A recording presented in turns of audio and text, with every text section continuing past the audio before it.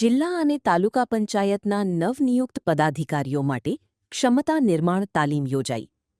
મોરબી ખાતે પ્રભારી મંત્રી ત્રિકમભાઈ છાંગાની ઉપસ્થિતિમાં જિલ્લા પંચાયત તથા તાલુકા પંચાયતના નવનિયુક્ત પદાધિકારીઓ અને સભ્યો માટે ક્ષમતા નિર્માણ તાલીમ કાર્યક્રમનું આયોજન કરવામાં આવ્યું હતું. કાર્યક્રમમાં સ્થાનિક સ્વરાજ્ય સંસ્થાઓના સુશાસન, વિકાસલક્ષી કામગીરી અને જનસેવા વધુ અસરકારક રીતે થાય તે અંગે માર્ગદર્શન આપવામાં આવ્યું. રિપોર્ટ સોલંકી હિમાંશુ, મોરબી. તાલીમ લીધેલ વ્યક્તિ ભવિષ્યમાં કોઈ ઊંચા પદ ઉપર જઈને બેસે તો એને વિકાસની દશા અને દિશાનો બરાબરનો ખ્યાલ હોય છે. એટલે એના આધારે એને ભવિષ્યમાં વિકાસના કામો કરવામાં, વહીવટ કરવામાં, વહીવટનું સમજવામાં, પ્રશ્નો સમજવામાં, એનો પ્રશ્નોનું નિરાકરણ કરવામાં ખૂબ અનુકૂળતા મળે. વિષય એ છે કે સ્થાનિક સ્વરાજ્યની સંસ્થાઓમાંથી ખૂબ તાલીમ મળે છે.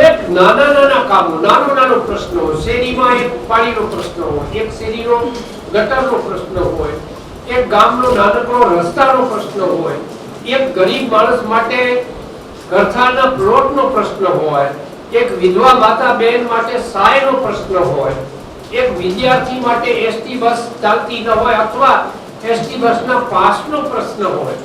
આવા નાના ઝીણા પર સ્થાનિક લેવલના પ્રશ્નો આપણી સમક્ષ આવે છે અને એ પ્રશ્નોનું નિરાકરણ કરવા માટેનો પ્રયત્ન આપણે કરતા હોઈએ. એટલે છેક પાયામાં રહેલી જે કઈ સમસ્યાઓ અને એ સમસ્યાઓના કારણો અને કારણો જાણીને એ સમસ્યાઓને નિર્મૂળ કરવાની તાલીમ કામ કરવાની સાથે સાથે આપણને મળતી રહે અને એને પરિણામે સરસ મજાનું ઘડતર. 1993 નો નવો પંચાયત ધારો ભાગ 1 થી 4 જોઈ લેજો. ચાર બહુ ચારે નહીં જો તો ભાગ 1 ચોક્કસપણે જોજો. પંચાયત કાર્યરીતિના નિયમો 1 થી 19 ભાગ હોય, સેવા અને વર્તણૂકના નિયમો હોય, નાણાકીય મેટલો હોય કે ભાઈ સરકારી વિભાગ છે, લોન દેવા વિભાગ છે કે સ્વભંડોળ વિભાગ છે, ત્રણેય વિભાગો છે. પંચાયતના જે કઈ પંચાયત એક્ટના જે નિયમો છે 279 એ તમે અભ્યાસ કરી શકશો તો તમને ખ્યાલ આવશે કે કઈ કઈ બાબતો આપણા માટે નથી.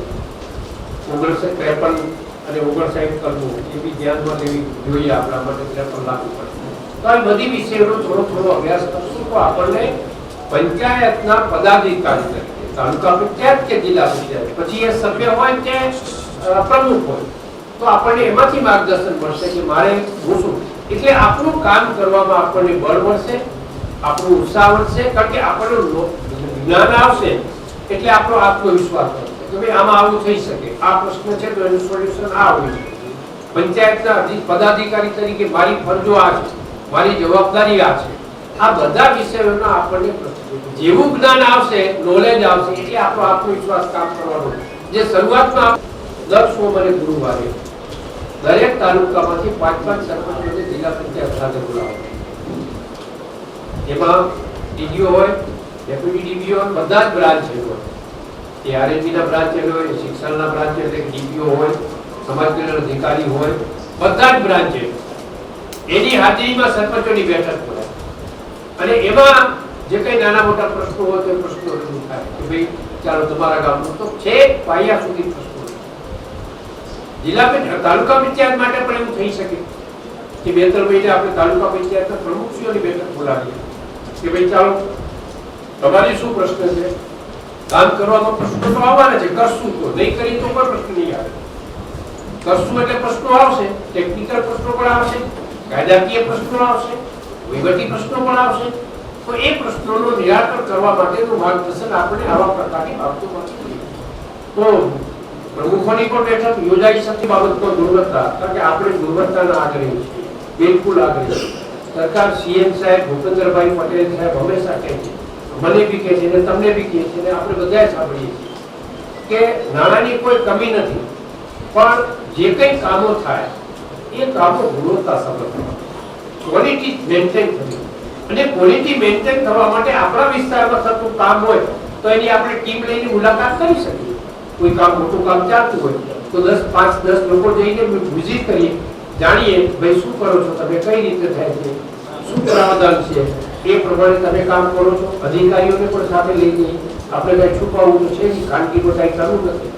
લઈ જઈએ ઓટોમેટિક ગુણવત્તા કામની સૂચનાઓ છે કિસાન પોર્ટલ પર બરાબર જુઓ છો? હા, કેવું લેશે લોકો, લાભ લેશે? તમે જે તાલુકાને લોકોને લાભ આપો ને એ તાલુકા પંચાયતના પ્રમુખને અને એની ટીમને એ લિસ્ટ આપો હર ક્વાર્ટરે કે ભાઈ તમારા તાલુકામાં સરકારશ્રીની આ યોજનાઓનો લાભ આટલા આટલા લોકોને મળ્યો. એટલે શું છે, એમના નોલેજમાં હોય તો એ જશે જ્યાં બી તાલુકા પંચાયત કે જિલ્લા પંચાયત એ જ્યારે જશે ત્યારે એ લોકોને કહી શકશે કે ભાઈ તમારે ત્યાં સરકારની આ, એને કારણે શું થશે, એક તો લાભ મળશે એ તો ઠીક છે, પણ બીજા લોકોને ખબર પડશે કે સરકારની આવી બધી યોજનાઓ છે, આ યોજનાઓ ખેડૂતે માટે છે, ખેડૂતોએ આ યોજનાઓનો લાભ લેવો જોઈએ. મારા જેવો કોઈ સભ્ય હશે એને બી ખબર પડશે કે સરકારની પોર્ટલ પર આવી બધી યોજનાઓ આવે છે, તો અમે બી ખેડૂતોને કહીએ કે ભાઈ તમે અરજી કરો પોર્ટલ ઉપર. મોરબી સમગ્ર જિલ્લાના ગ્રામ્ય વિસ્તારના કલ્યાણ માટે આપણે સૌ કટિબદ્ધ થઈને સક્રિયતાથી મહેનત કરીએ. ટીમ મોરબી બનીને ભવિષ્યમાં મોરબીના પ્રગતિ માટે, મોરબીના વિકાસ માટે આપણે પણ કંઈક ને કંઈક આ આપણા ટેન્ડર દરમિયાન યોગદાન આપીએ એવી અભ્યર્થના પણ આજના દિને આવા પ્રકારના તાલીમ કે અભ્યાસ વર્ગોના કાર્યક્રમથી આપણો આત્મવિશ્વાસ અને જ્ઞાન બંનેમાં વધારો થાય છે. એ થયેલો વધારો આપણે આપણા ક્ષેત્રમાં કામ કરવામાં ઉપયોગી થાય છે. આજના દિને આ જિલ્લા પંચાયત ખાતે જે રીતે કાર્યક્રમનું આયોજન કરવામાં આવ્યું છે એના માટે પ્રમુખશ્રી, ડીડીઓશ્રી, જિલ્લા પંચાયતની સમગ્ર ટીમ અને આપ સૌ કે જેમણે સક્રિયતાથી આ કાર્યક્રમ ઉપસ્થિત રહ્યા છો, સૌને હૃદયપૂર્વકના અભિનંદન આપું છું.